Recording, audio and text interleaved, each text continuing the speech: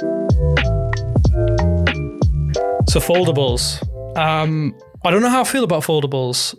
I don't know if you guys have any different opinions to me, but I feel like I'm a slab phone guy. I'd rather have two slab phones tied together than I would a foldable phone at this point in time. I see the utility people get out of it, but very Galaxy level, I wonder if it was a waste of engineering resources for everybody to do this, to spend so much time on getting this foldable screen tech down right. Fundamentally, my knee-jerk reaction is still every time you're folding the phone, you're wearing it out, you're breaking it a little bit, and that still feels uncomfortable to me. Yeah, I feel like since the first time I held a foldable, which I guess was 3 years ago. I don't think I'd used one before 2022, which feels late in the foldable cycle, but isn't. There's only 3 years in. It's always one of those things where it's this is so cool. I love holding this and using this for the first week, and then eventually it's just a phone, and it's a phone with a bigger screen. But I've always struggled to find reasons to justify that bigger screen, which I don't think is a unique position. I think plenty of people have found that it's difficult to figure out what you're going to use that big screen for on an Android phone. And I think making them larger, which is the direction foldables are going in, is probably the right move, because it makes it feel more like an actual tablet in your pocket than I think the earlier generation folds were. But yeah, I think I've always struggled, especially with the pricing. It's Damien, you joke about you'd rather have two phones put together. It's when you're talking about $2,000, you can get a really, really, really good laptop for $2,000, and it's at that point that, and I know they're different products, but you start to struggle with, what am I actually getting out of this thing for the money I'm putting into it? On that, I agree with you wholeheartedly. I think for the price of a foldable, I mean, if you get one off plan, I guess most people don't do that, right? I get the impression that let's just say $2,000 is an arbitrary figure that we're going to use. You could probably get a used laptop of pretty high acclaim, a pretty good phone, smartphone. Yeah. Maybe you could probably get a tablet and a watch. Maybe not great ones, but for that kind of money, you can get and I hate the term ecosystem because it kind of is, but you would get an ecosystem, right? I want to know if anybody out there has ever replaced all of their devices or a multitude of devices, be that tablet, laptop, with a foldable phone. Yeah. I used the Pixel 9 Pro Fold earlier this year, and don't get me wrong, it's fantastic. At what it does, it's very, very good. But there's so many little things that I'm well, am I using the inner screen enough? The apps and the services that you use on the inner screen, I don't necessarily like a square layout. Yeah. It's almost like it's wasted space. I sometimes wonder whether it's an issue of the UI isn't light yet. Nobody has solved the multitasking UI. I agree. I think it should be phone apps, always side by side phone apps, a bit like OnePlus's tablet UI. I feel like that's the closest we've had versus tablet optimizations. Yeah. Widescreen tablet, which is the direction that Google has been pushing.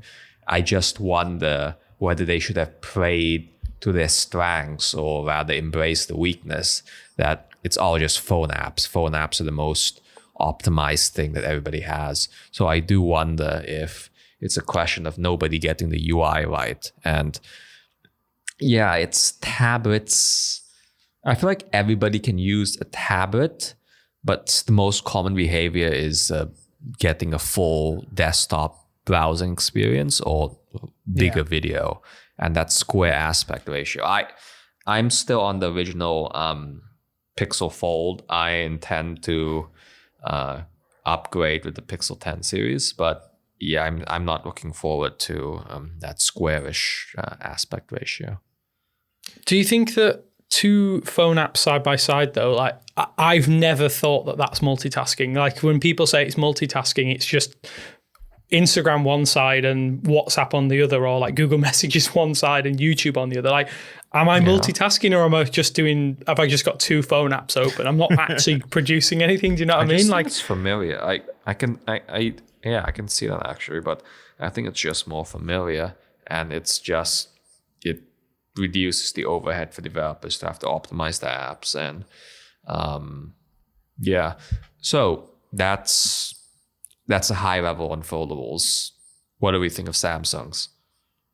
Have any of you guys had the opportunity to try them yet? Because I have about two out. Okay, so let me just give you some initial thoughts. That the phone is typically Samsung. Like, I don't know what they've been doing over the past 2 to 3 years. They've always made pretty good hardware, but the last 18 months, Samsung has gone to a different level. They are smoking everyone in terms of how good their devices feel. Yeah. Like, the S24 Ultra is fantastic. I don't know what, I mean, the S25 is really sharp, but damn, it's I don't know. It's almost like, I don't know if you guys know about tennis, but it's almost like Novak Djokovic. He had that phase where it's like, why is this guy suddenly really, really good? Like, I'm not accusing Samsung of doing anything untoward, like I maybe would be right there at Novak Djokovic, but I definitely feel like Samsung have just hit a plane where they're in their stride. They're not making huge leaps every single time, right? But this, as soon as I picked up the 7 Galaxy Fold 7, if I can remember the name, I was genuinely wowed. And I haven't been like that with the Samsung Foldable since the first one. Like, I thought it was cool as a concept. Yeah. But this genuinely, it's incredible. It's so good. I feel like I'm glazing them a little bit. They're so good. Where would you place it with the other, like with the Oppo? Where do you put it in the landscape? Okay, so the Magic 5, one of the Honor phones that was ridiculously thin that came out last year, that to me was probably the best in terms of the overall hardware. The software and all that kind of stuff, yeah, probably a little bit far down the league table. But this is right up there. This is toe to toe. Don't get me wrong, you're going to make compromises, but I think this might be like the kind of people who've been complaining, foldables aren't thin enough. Foldables aren't thin enough. You now have choices to make. Like, that's very it is. I think it's almost as thin, or if not thinner, than the S25, which is just, that boggles the mind. Like, I mean, does that mean it's going to be less durable? Probably. You're going to make those compromises there, but like, I do wonder how the market's going to react. The people out there who complain that foldables are it's like having 2 phones in your pocket side by side. I personally would prefer that still for utility purposes and all that kind of stuff, and battery as well. But yeah, I cannot fault them on the hardware. It genuinely is a gorgeous piece of technology, and I guess that's what we kind of want at this bleeding edge. Is it technically the bleeding edge? We've foldables for 5 years or so. I mean, there isn't really much I can say beyond that the hardware's really good. The software, I love One UI this year. How's the crease? Because to me, that's still a hang up for me, because it feels, the crease, it feels like plastic once it starts getting a noticeable crease, and that's not premium. It's, in general, it's still not it's not cold glass. I think once you notice it, it's gonna be in your mind all the time. I feel like it's less pronounced now than it ever has been, and it feels like they've done that bit by bit. It's still not as good as some of the OnePlus and the Oppos. Yeah. But, I mean, when we look at it, this is going to be the market-leading foldable, right? This is going to be the big dog. This is going to be the one that everybody is trying to emulate. Then I wouldn't say they're leading from the front as much, because they've definitely been affected by what Oppo and Xiaomi and Honor are doing. Because before they had no inclination that they were going to make the device exponentially thinner, but I'm excited to see what they do with the next few. Anyway, that's what I'm going to say. I think if they can keep making it thinner, it's going to be ridiculous. I think they're going to reach a point where it's diminishing returns. But even tiny things like the screen feels different. I don't know how to quantify it. It doesn't feel plastic. It doesn't feel glass. It feels like this hybrid still, which all foldables do. Do you think this new thickness, or rather thinness, inherently puts a disadvantage on the Pixel 10 Pro Fold, which is looking to be the exact same chassis with maybe a bigger screen inside? Do you think that thickness is going to be, like Samsung announcing just before, is that going to be a big knock on the Pro Fold. I think if you put that pricing into perspective, like that $2,000, if you buy, like say, if you're buying it off plan, off contract, or sale plan, whatever, yes, 100%. I can't remember the actual update plan for this. Is it 7 years? If it's 7 years, then 7.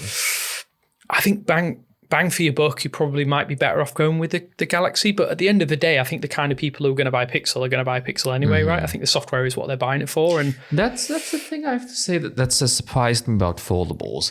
I see so many iOS people go to Android for the first time to get a foldable. That is genuinely interesting. And I guess that counters any cynicism one might have about the form factor. It is genuinely a thing that has allowed Android to lead, and maybe they'll be able to do that for another year or two before Apple gets into the game. So that has been surprising to me. The only space you can get this experience, right? It's like, if we're being honest, like switching between like a Pixel and an iPhone, there are obviously differences, but they are slimmer than ever at the moment in terms of software. Like, iOS is more Android-esque than ever. And, especially if you're looking at a Pixel, like Google does lock down certain elements of its launcher, for example, that, you couldn't have dreamed of on Android 10 years ago. And I think, even if just from a hardware perspective, like the only space that is really exciting beyond like nothing's design language are they're foldables. And I think the large, like whether you're going to like a large screen foldable like the Fold 7, or you're won over by the idea of like a more pocketable smartphone experience with like the flips, I totally see why diehard iPhone fans feeling a little bored with the phone in their pocket are like, well, all right, I'll finally check out Android, and I'm going to do so through an experience I could not have with Apple. this definitely feels, though, as you alluded to there, like that large screen experience is, I mean, Apple fans will always look over and be, I'm sure they'll be wowed by it until Apple eventually does it. I think they will join the party, but I do wonder if this is that first step towards the Samsung have teased the trifold.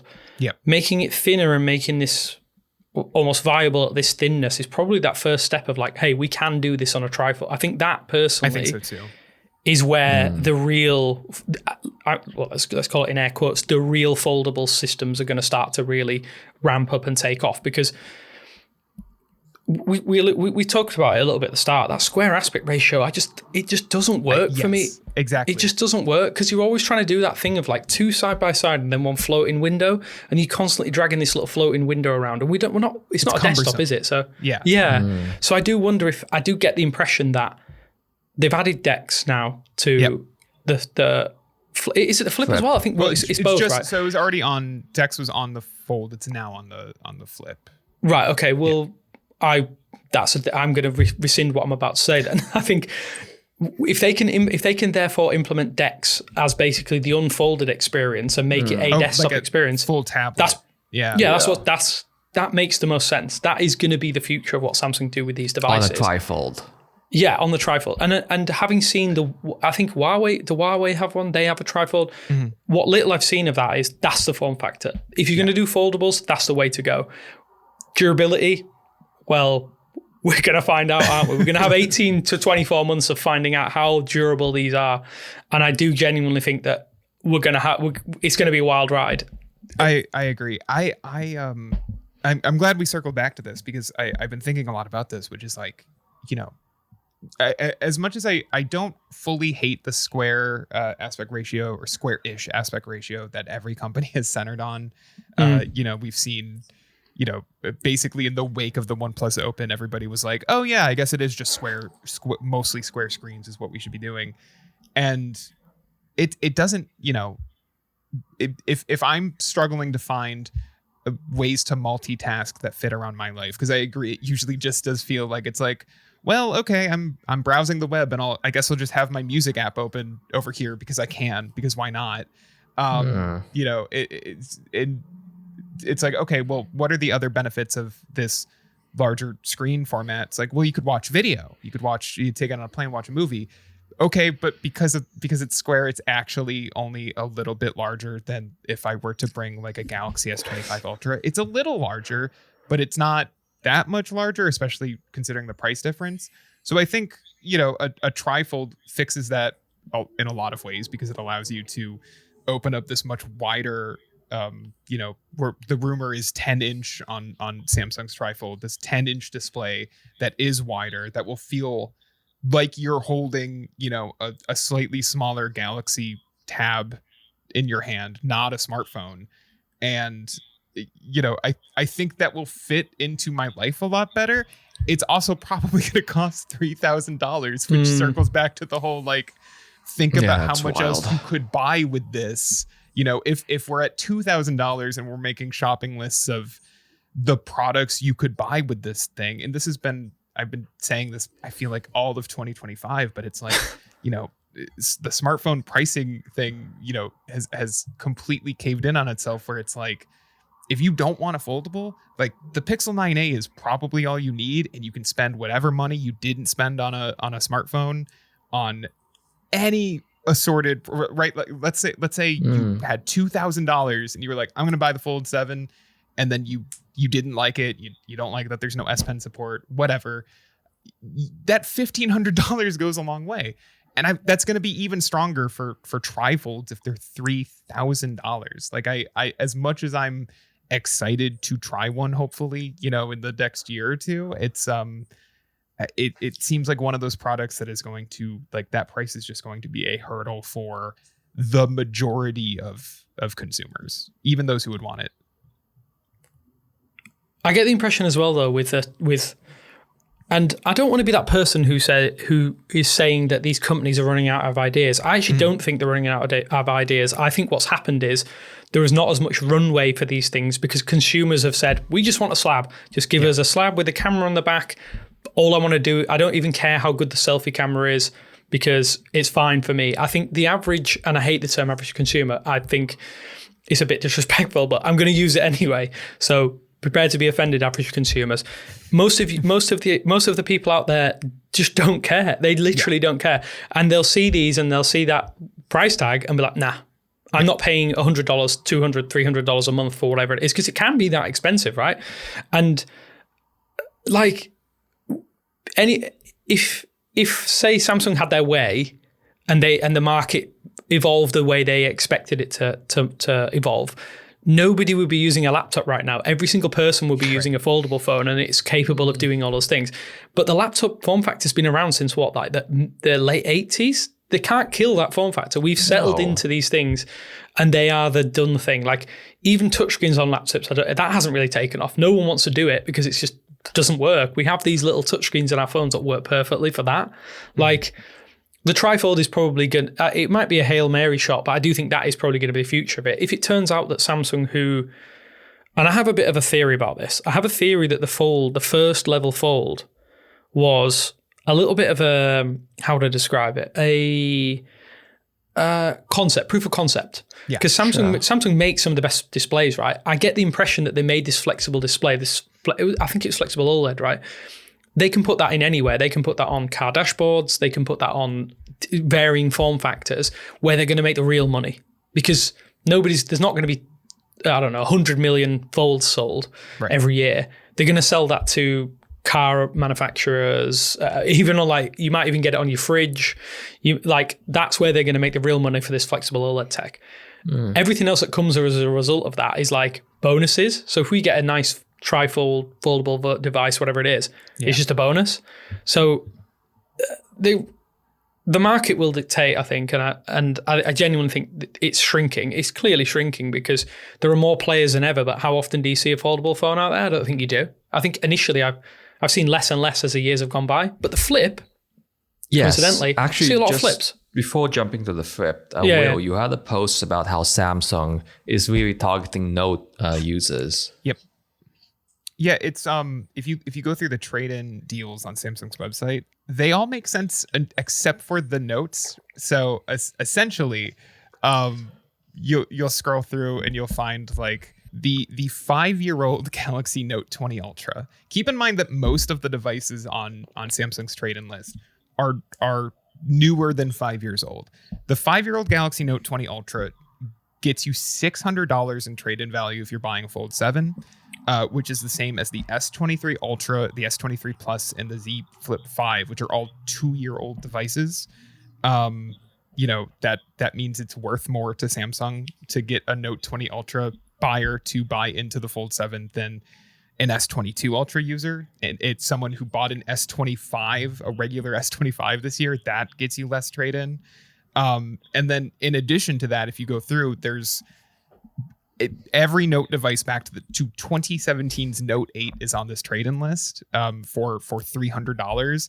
And that's just not true for any other, I don't think the S20 is on there at all. The S21 gets you, a couple $100. Otherwise, you have to turn in for the $100 other Android smartphone.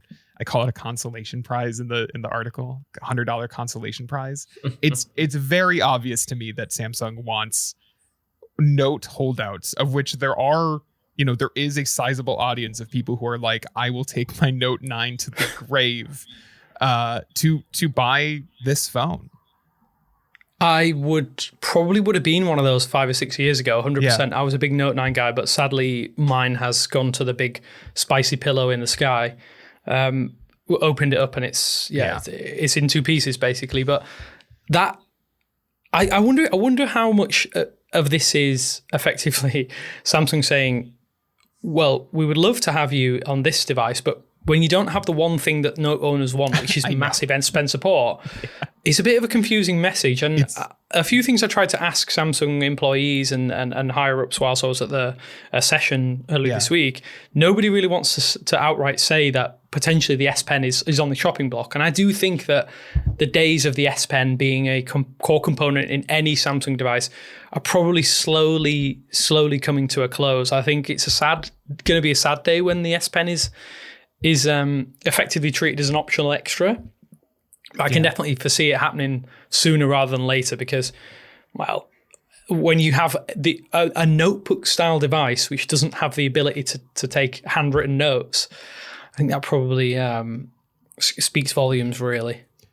Yeah, I have to imagine that this change, if you were to get Samsung on record about it, probably, spawns from the same place that the removal of Bluetooth in the S25 Ultra's S Pen spawned from, right? They're probably like, well, of the folds that supported the S Pen, which I believe were the 3 through the 6, only 1% or less than 1% of Fold users actually used the S Pen, which is would be a silly thing to say because it's an optional accessory.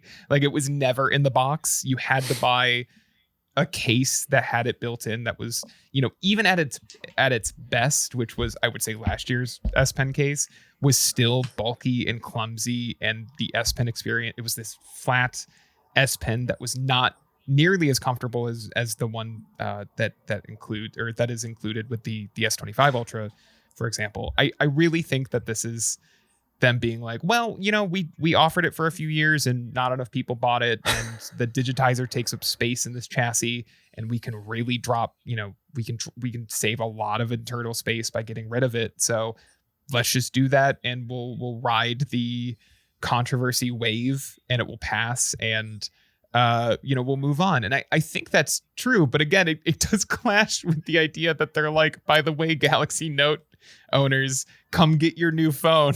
Just get ready to get rid of the S Pen. Like, it is silly.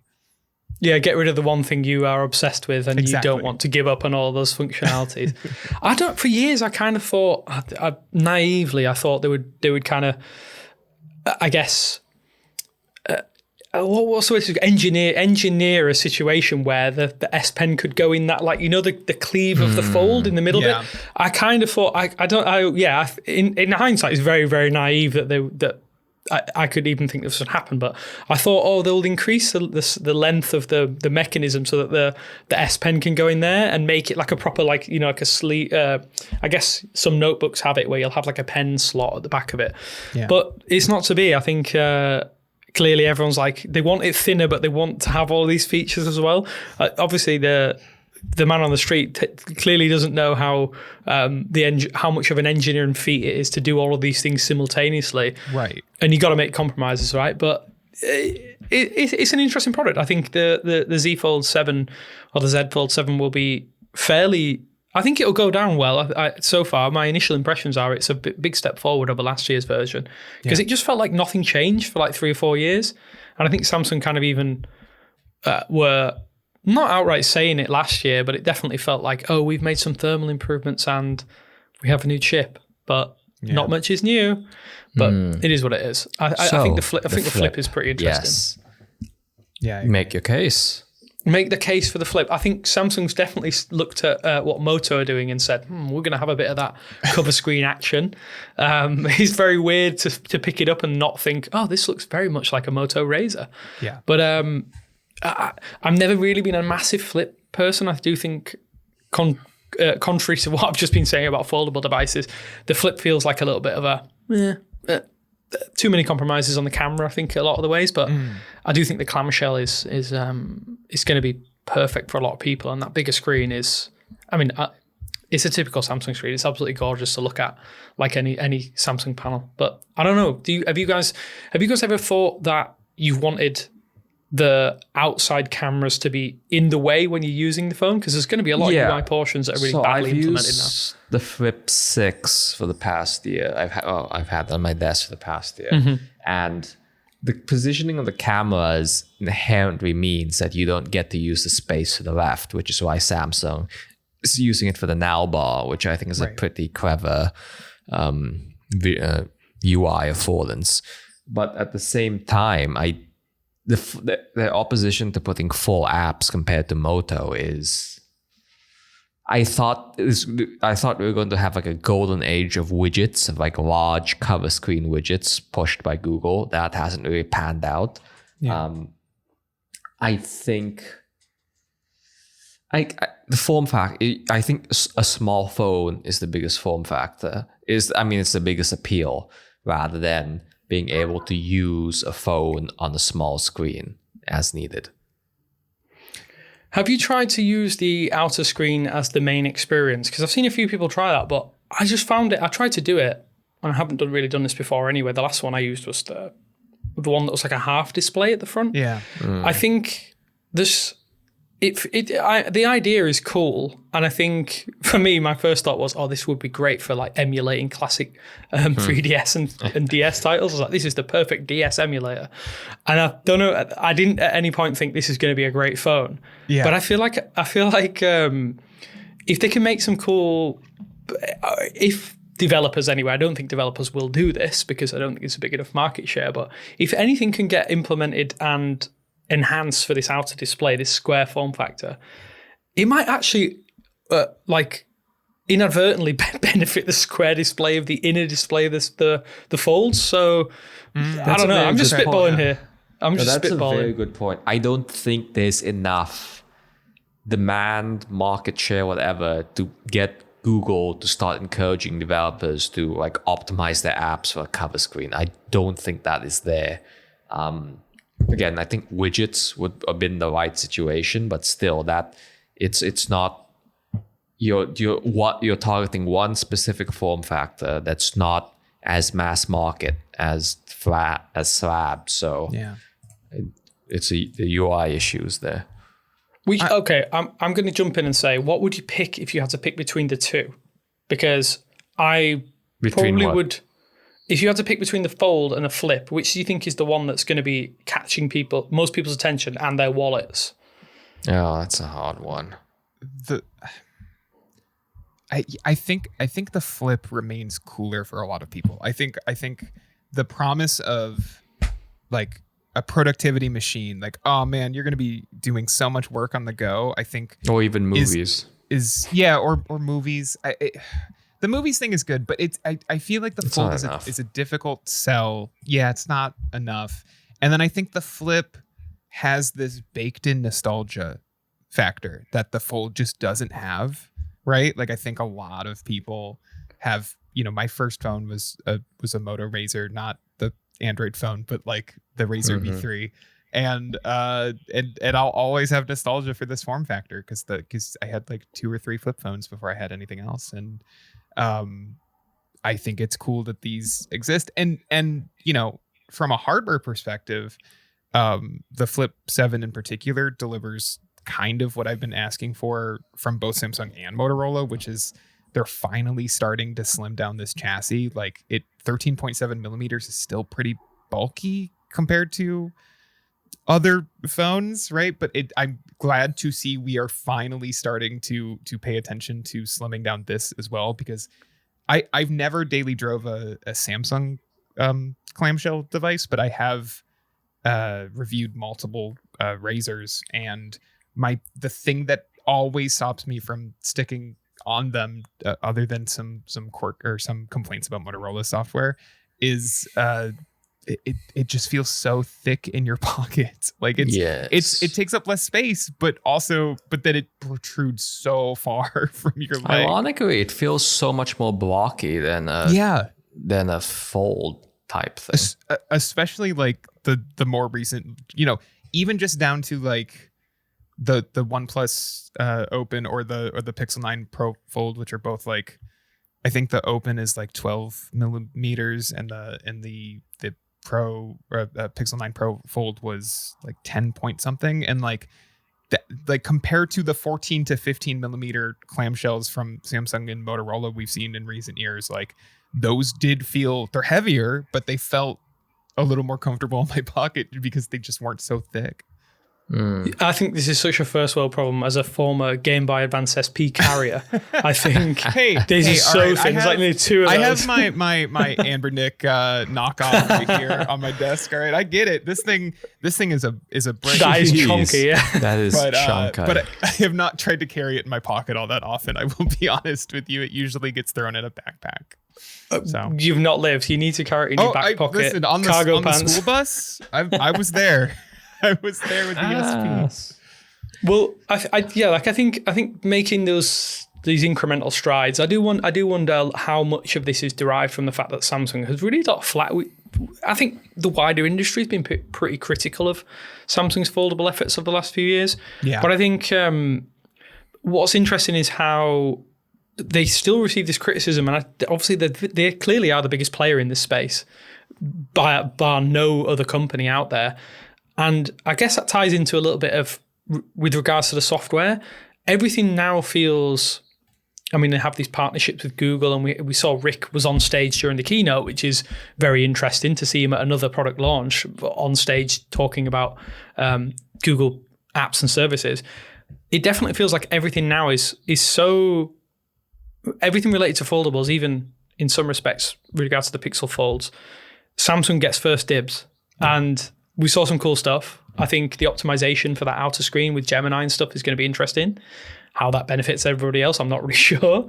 But there was some interesting updates to Circle to Search, which I'm endlessly fascinated by because I use it multiple times a day because I'm so lazy at copying text and searching for things. I'm really excited to see how this pans out. I know that the best part of this is, and we talk Pixel here anyway, is that Google has just said, hey, you're going to get some of this cool stuff that Samsung's announced on stage that they're getting with their devices. So Pixel users, we're not left out. So we might be talking Unpacked, but Circle to Search is getting some updates. We've been confirmed Wear OS 6, which is Gemini, which is technically, I was told anyway, and I think it was maybe passed on incorrectly to me, was related to Wear OS 6. Like, we're not left in the dark if you use a Pixel in any form. Like, you're going to get some cool stuff off the back of this.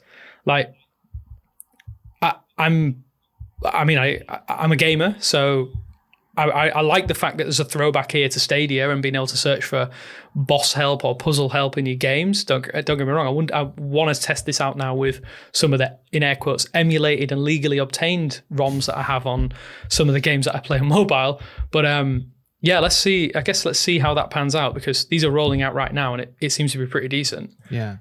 Gemini on watch. I want to get into this because, hey, I'm a Gemini on dock kind of guy, so you know where I stand on Gemini.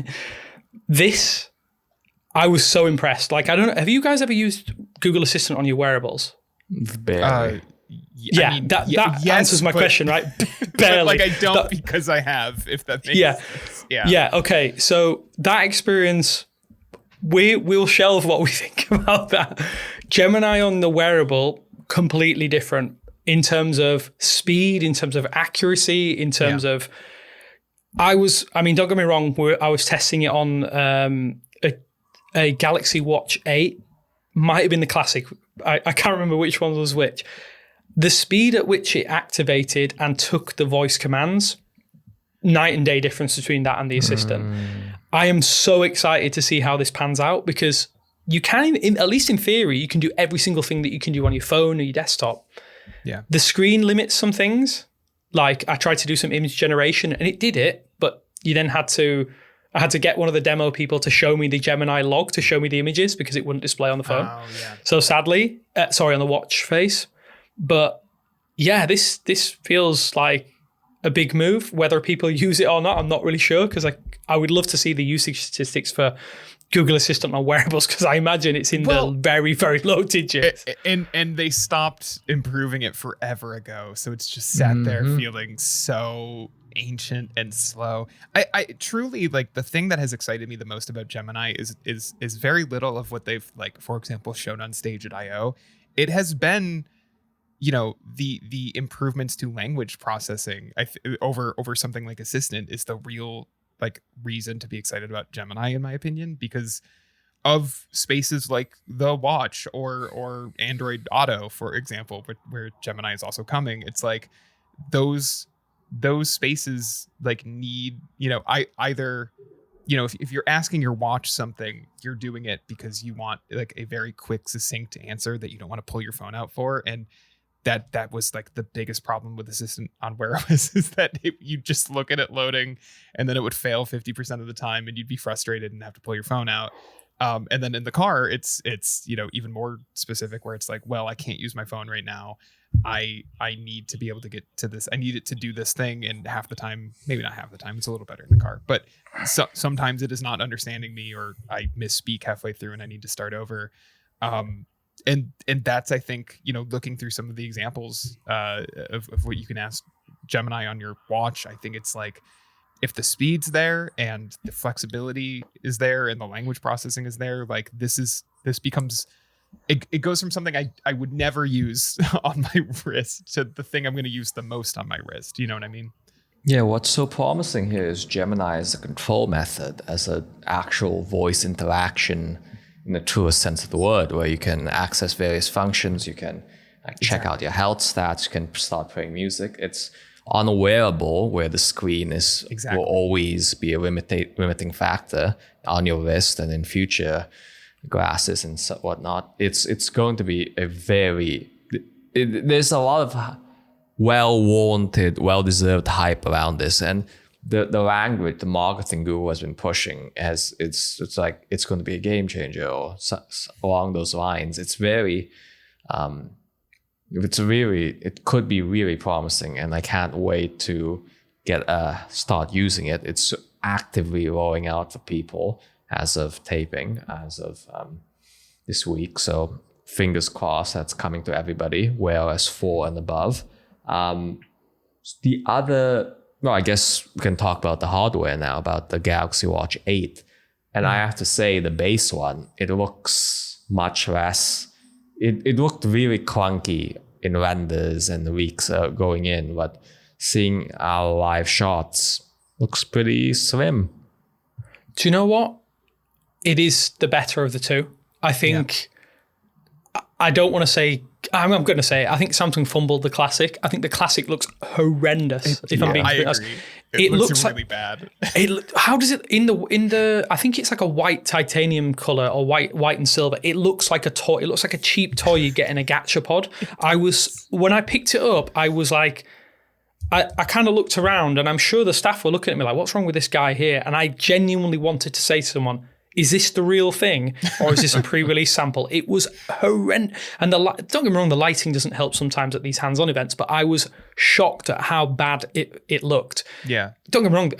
I mean, I can talk about Samsung hardware all day in terms of how well it's made, and it feels amazing. I'm not going to deny that, but it looks horrendous. It's almost like, That you think wheel just looks so out of place. That's what I was trying to quantify. Like, do you think? Okay, let's get into a weird conspiracy theory here. I wonder if Samsung don't want to make the Classic Note anymore because the scroll wheel doesn't really add much utility, right? What can you do? I wonder if they're genuinely thinking we just don't want to make the wheel model anymore. Like, it looks clunky, it looks weird, and I think the future is. I feel like there's an Apple Watch rumor ages ago that you would use the side of the watch as the controls. Instead of a physical dial, you would slide up and down on just the side of the watch. So that's basically you add a touchpad, an integrated touchpad. And I think that's the precedent that the Classic was going with was diving watches, especially they have rotating dials. But it just looks clunky on this latest generation. And I know like people love the utility, but it just adds onto the display that you actively need to interact with all the time. I think that's on the way out. Yeah, I just think like you say, the idea that you would scroll for one thing and touch the screen for another feels a little bit it's not unintuitive. That's wrong. That's a really wrong way of thinking about it. But I think the shape of the watch almost, and I guess that lends itself to holistic design and design principles, that you design something so that it's very immediately obvious where you go with your interactions. And it's like, there's all these like, where the bezel sits. I'm looking at my wrist for some reason, like a weirdo. Like I'm looking at my wrist trying to envisage it. When you see a normal watch, like you hit that edge of the casing and then it goes into the strap. Well, it's almost like there's this edge plinth platform, step, whatever you want to call it. And then there's the rotating bezel. And it's like, do I go there or do I go into the screen? And it makes the watch look wider and thicker and more, well, it is thicker, but I'm not, I'm getting annoyed now thinking about it. So someone else, please tell me that it's a good idea and then we can argue about it. I can't do that. To me, it's such a bizarre decision to take the watch that was most specifically designed to look not like a smartwatch, to look like a standard watch. That was the entire idea of the Classic line. That's why it has that rotating bezel. It's why it's got the large bezel in general. And to combine it with the Ultra's like look and feel, it very clearly works. You know, again, I think it works much better, as we've said, in pictures than it did in renders. But I, largely speaking, like the watch just looks design. Old. It just looks old, like a serious regression to the Tizen era of hardware. It does. It. Oh my God, you're right. It looks like a smartwatch from 2014. It looks like something like, you know, LG would have been like, we've got our enthusiast watch. It's huge and it's got a big dial on it, and like some people would like it, but I just, as a successor to like previous Classic models, like I am stuck here being a little bit like, I feel like people are going to look at this design and like most people will either be like, too big, I don't need all that, I'll just go to the cheaper Watch 8, or be like, well, if I like this size and design, the Ultra is actually doing it better, so I might as well just go to the Ultra. Yeah, the Ultra feels more native. We have a shot on the side of the Watch 8 Classic and the Pixel Watch, and again, while I do think that the Watch 8 looks better than it ended and previously expected, there's a clunkiness to it, an unnecessary clunkiness to it in dropping the full circular embrace.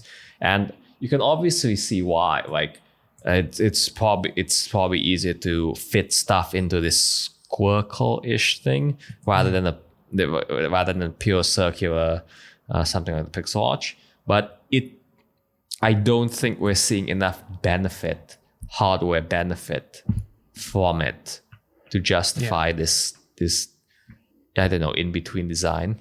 Yeah. It's a strange one, because if Samsung have done some good things at this launch and then some Watch 8 classics, as we'll call them, it's it's a bit of a drop ball at the moment. It's like, oh yeah, we're doing so well, and then why did you do that? That's also how I feel about the Flip 7 FE, which we don't need to talk about. But. Yeah, okay. I mean, that definitely feels like. I mean, let's think of it from an environmental perspective. They're reusing some chassis that are lying around, get them out there, and I do wonder if that sets precedent. Now we're going to get FEs of every single model for the entirety of Samsung's existence. Now, I would have rather them just kept the Flip 6 around at like a slightly lower price. It's not like the FE is that cheap. Like $900 is expensive for what I think you're getting there, especially when you consider that what you really need to compare is the 256 gigabyte FE, which is only $100 cheaper than the 256 gigabyte Flip 7. Like if you that $100 difference gets you a lot of upgrades compared to the FE. I just don't like. I it is good that they're reusing that chassis, but you know, compared to the Razor, like which I think the regular Razor this year is the one to buy. I cannot recommend anybody look at the FE. Like I would rather like go shop for a Flip 6. Like they're still around, so that's what I would say. Yeah, I think that ties in as well kind of nicely to the fact that if you are looking at the Watch 8 and you don't like the look of it, at least the most of the core internals are pretty much the same as the 7. Yeah. So you don't necessarily need to spend a bundle now to and it's so cheap. Yeah, the price has come down. Really So sales. Wear OS. I think it's kind of nice as well to see that Wear OS is in a strong space, even though there were less players. Like we still have options. Like you don't need to upgrade every single year to get that latest chip. Like I kind of like the idea that they keep a chipset around for a little while. I think we're kind of in a decent little place, and I think that all of these updates and stuff make sense. I think for Pixel users out there, you're going to get some cool stuff. I'm really pleased that Google's not just let Samsung have major exclusivity for a long period of time.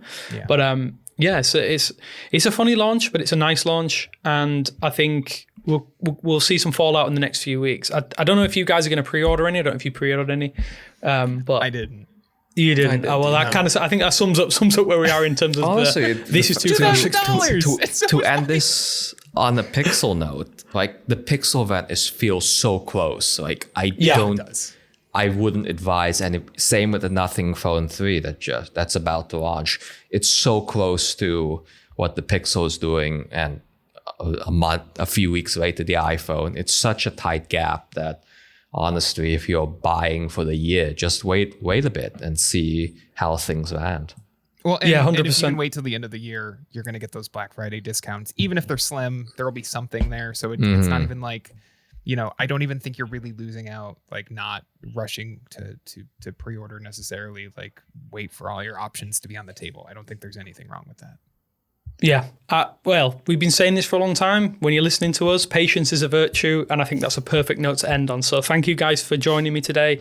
It's always fun talking new things, and we always like getting into the nitty gritty and airing a few of our own complaints. So cheers, guys.